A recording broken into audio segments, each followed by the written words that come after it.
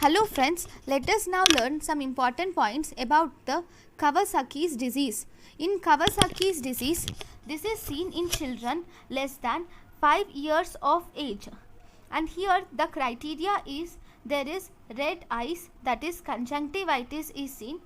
Here there is red rash, that is swelling is seen. There is edema or swelling is seen. Lymphadenopathy is present, which is unilateral, and you will see mucosal involvement, that is strawberry tongue is seen. So this is the diagnostic criteria, and here you will see presence of anti-endothelial antibodies are seen. Platelet count is increased, thus you see thrombocytosis.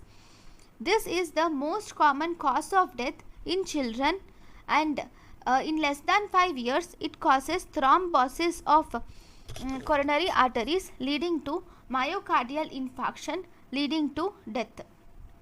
One important points about this Kawasaki disease is there is presence of coronary aneurysms is seen in almost 25% of patients.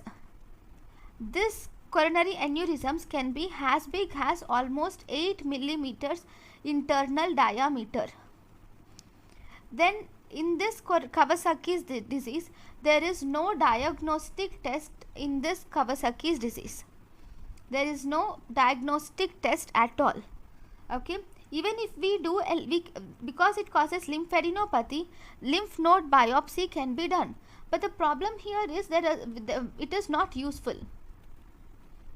This lymph node biopsy is not useful.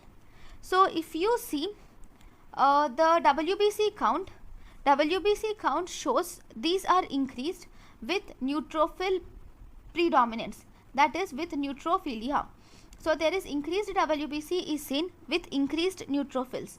You will also see presence of increased ESR, stating that there is autoimmune condition, and increased C reactive protein. But this increased ESR and increased C reactive protein is present in all cases of acute phase of reactants. In all patients in acute phase of illness, you will see this increased ESR and increased CRP. This platelet count is also increases. As I have said, there is increased platelet count or thrombocytosis is seen. Actually, this is seen in 2nd to 3rd week of illness. Okay. So this is about the Kawasaki disease. We have learnt about the diagnostic criteria, clinical features, and treatment. Don't forget about the treatment. So treatment of Kawasaki disease is, as soon as you made the diagnosis, you should give IV immunoglobulin should be started. Then we can give aspirin can be given.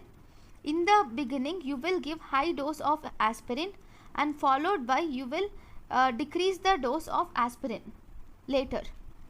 You can give low dose aspirin can be given. Then you can give steroids. This steroids is given only if there is persistent fever, because you are already giving IV immunoglobulin. So unless there is persistent fever, steroids may not be necessary.